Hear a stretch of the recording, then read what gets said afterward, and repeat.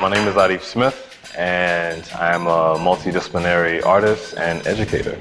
I grew up in a family of dancers. Like, my mother's a dancer. Grandmother begrudgingly admits that she's a dancer. I remember dancing as early as I was walking, The reason why I think dance is important is because it's one way for us to think about how the body is an archive. It carries knowledge. You see the past, present, and future interacting simultaneously. This notion of co-presence, sharing space and time with friends, family, and strangers alike. So for the residency, I did a series of 6 monthly dance workshops called Embodying Diaspora. When you're moving in synchronized ways with other people, you start to erase that sort of self and other binary that we're so often used to. Historically, obviously, that was useful for survival and for folks who were navigating oppressive conditions and continue to navigate oppressive conditions. And so I think that's important to share these particular traditions that have an element of marronage. And when I say marronage, I'm talking mostly about the refusal of the slave condition. And so that's the way I kind of framed all of the workshops, sort of thinking about this social historical framework and how it's being carried into the future and how it has some kind of contemporary resonance. It started with Kizomba, which is a dance style from Angola.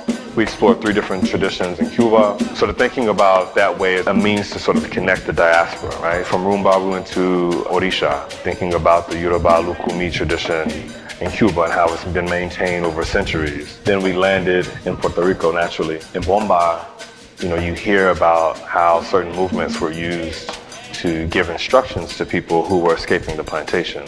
So a characteristic feature of Bomba is the relationship or the dialogue between the lead drummer and the solo dancer that comes out to the dance space, or the bate, which means sacred space in Taino. But what happened is that based on what people were seeing on the plantation, they would dance a certain way to give instructions to people who were escaping to either speed up or slow down or to be still.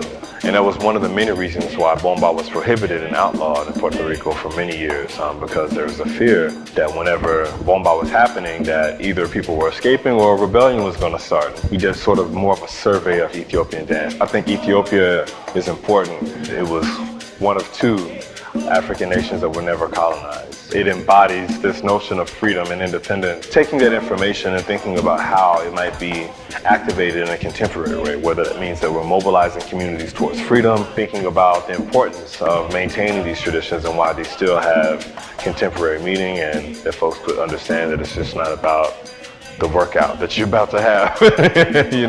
Of course it's physically demanding, but we also want you to engage in the sort of intellectual and discursive dimension of this work as well.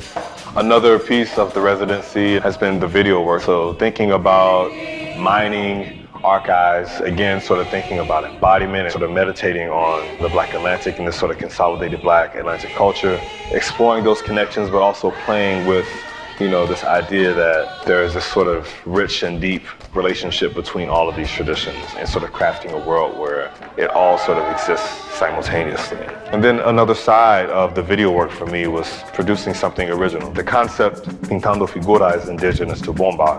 When I first started learning Bomba, they would say if you come out to dance, if you come into the bate, you need to Pintando Figura. For me, I always found that fascinating, this idea of painting with your feet. One of the characteristic features of any African dance tradition is it has this element of polycentrism. The upper body, the mid, the torso, and the lower body may be doing 3 different things at the same time. And then lastly, during the residency, I really wanted to explore sculpture in new ways. And so this is where I really started to work with new materials. As I was building the stage with the welder, we made a few mistakes along the way. And so unexpectedly, we generated this beautiful still sculpture using some of the materials from the stage. There are no coincidences. This was a sign that we need to actually build something that honors the Orisha or Loa Ogun, who represents iron, right? And so I looked at the Veve for Ogun, and I used that as an inspiration for the design for that sculpture.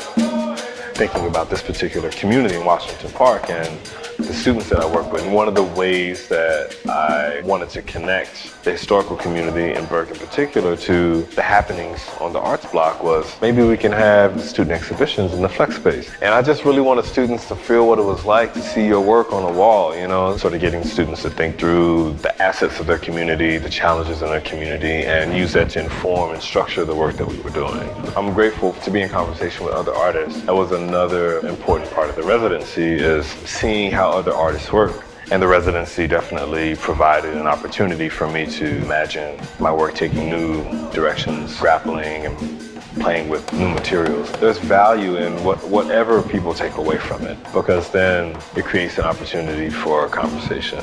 I'm interested in disrupting this notion of beauty, you know, like how we think about beauty as imbued and structured by this idea of perfection. I want to be in the muck and mire, the messy shit, like that's where it's at. And so I think that that's an important dimension of like struggling for freedom. You know, oftentimes we have this really idealized way and this romanticized way of thinking about how freedom comes about. You know, we don't think about like that messiness, you know, and messiness is where, you know, that's where you really find the truth.